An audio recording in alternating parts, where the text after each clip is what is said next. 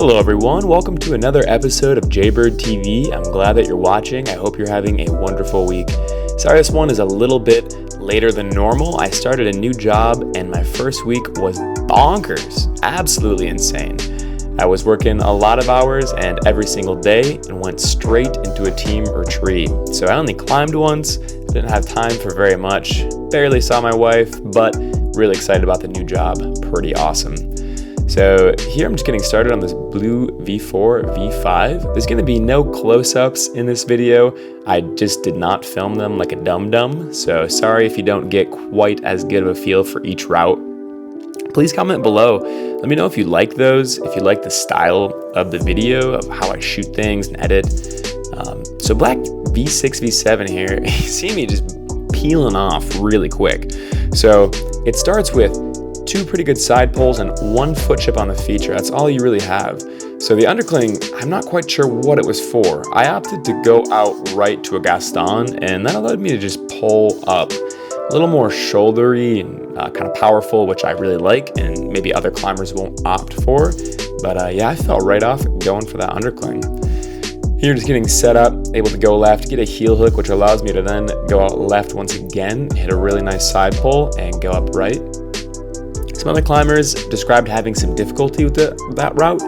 I did not think it was all that bad, but once again, I love powerful shouldery movement, so that's right up my alley. Here, just blue V4, V5, nothing too crazy on this one, just some nice juggy crimps going up the overhang. For me, just a nice little walk in the park, really just kind of pulling straight up, trying to drive through the legs, keep that technique in the back of my mind.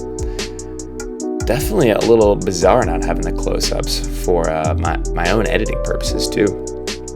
So here I'm hopping on a pink V4, V5. This one's gonna jump around feature to feature, goes out left right away, and definitely encourages you to use a toe hook or a heel hook, which I love. And you have a lot of options since you do have the feature to work with there as well. So you can bicycle that pretty well. Get into an undercling here and a nice big move reaching up to that huge slopey hold, which is pretty dope. And really just coming to the last holds here, once again pretty juggy because of the incline on the prow. I'm always fascinated with how you can't really see incline very well on a camera. It makes everything look so flat and two-dimensional.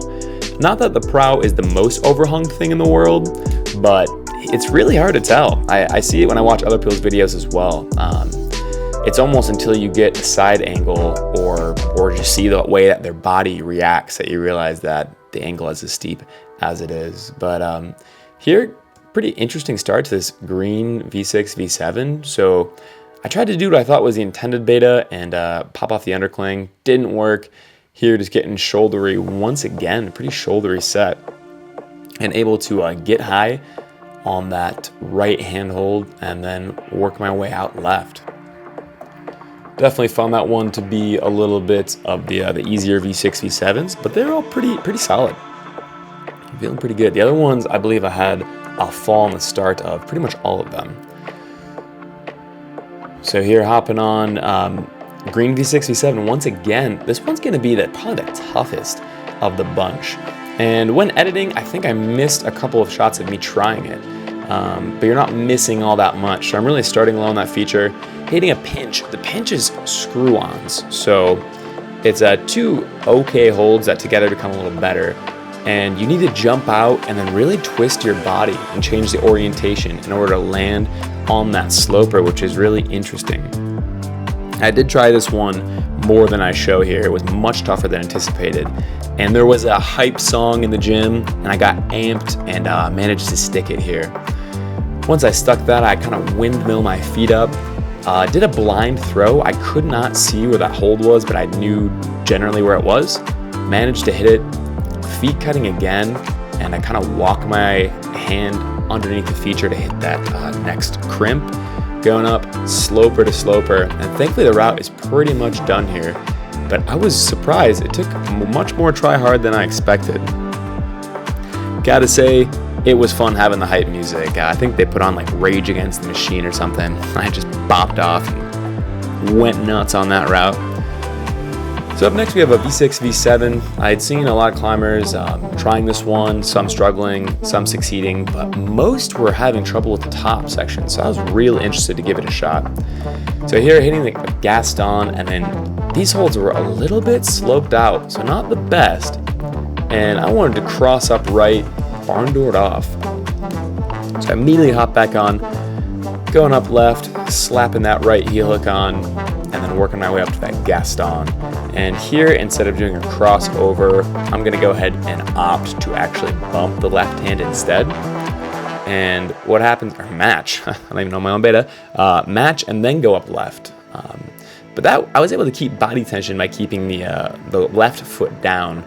And then here, definitely didn't let up. You see I'm going to opt to go left once again, bump the left, and then ultimately have to cross up right and get a foot. And then a bit of a desperate move to the finish here. You see me kind of hesitating, my foot pops a little bit.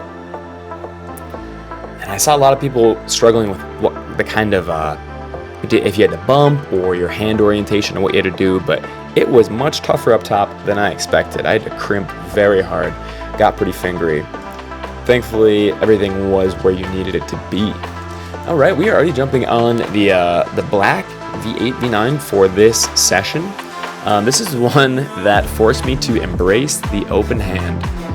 So I'm starting down low on a feature. There's a right hand that's difficult to see on the right side of the feature. My left is, as you can see, just near the lip. And there was one little screw on where I'm trying to get my toe hook set. And that was pretty much it for holds on the feature. So here I'm sloppy, it's my first try.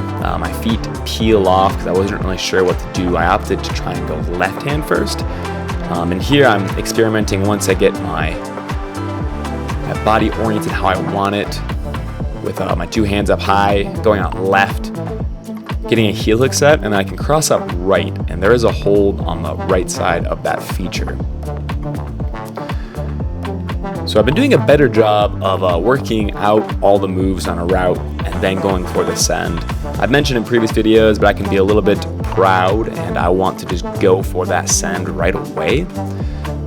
Just trying it from the beginning, but ultimately you're going to save more energy if you work out all the moves, get the beta down, rest properly, and then give it a go. So here, going for a little different start. You see I'm going to go up for a left heel hook, then I meat hook. I'm toe hooking the bottom with my right foot. This allows me to get my hands on those two holds up top where I want them. From here, able to go out and get the left hand set, walk my right toe to a heel, reach through to that little crimp on the feature, or rather sloper, left hand cross, and last time I went up left this big hold on the next feature, but I'm gonna opt to go right here. And once I get my right hand set, you had to do a really powerful and flexible move. You saw me try to walk up my right foot to the top of that feature.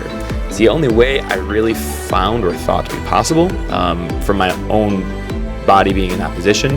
And I only saw one of my climbers working it, and he did a similar beta. So once again, kind of honing in my beta on the bottom, reaching up, and just working my way to the top of these features. And on this feature in particular, there are no holds. I'm just grabbing the corners of the feature, which are pretty bomber.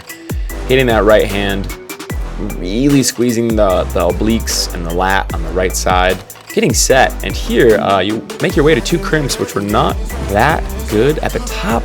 They're good enough, but you're a little bit stretched out. So this is the next session that I'm working on this bad boy. Got my start beta pretty set. I'm getting that right toe hook down low on the start hold, working my way over left, trying to keep good core tension but not waste energy, and just move fluidly. That's a huge thing for me on routes where it's at my limit. The more fluidly I move, the more energy I save. It just makes a massive difference. Sometimes you just need 2% more on a move that is stumping you. Here I am able to get up to the crux section at the top. However, I did the same thing I did last time, which is close the crimp on the left side. Now I've had this habit for a lot of years where I will wrap my thumb over top of my index finger and closed hand crimp. Now there's definitely some benefits and negatives to open hand versus closed hand. My closed hand is significantly stronger. The negatives are that you are not giving your index finger a chance to get as strong. You're also putting your tendons at risk of being injured. And there are times when it's more appropriate to hit with an open hand. It allows you to move more quickly. You're going to spend less time crimping down on something. And depending on if the hold is slopey or really sharp, if it's really sharp and tiny, you do want to close because it actually wraps your fingers over a bit more, digging into the edge. But if it's slopey, you want the open hand and that more 90-degree angle with your fingers. I'll have to do a video on that sometime to show you guys. Comment below if you're interested. However, the difference here in me embracing my open hand and believing in my open hand strength is that once I get set up in this tricky crux section, I'm able to hit my left hand and then immediately bump. And here I do close it just to really ensure that I'm not going to be coming off that left hand. Wrap the heel, go slow and controlled up to the final hold, match that. And thankfully, with my feet set well, I'm able to go to the finish and get the send. Moral of the story, practice close hand and open hand. I think that is the best of both worlds. And that's going to be a wrap for this episode. I'll have a new one coming out soon. Thanks for watching. Much love, fam. Peace.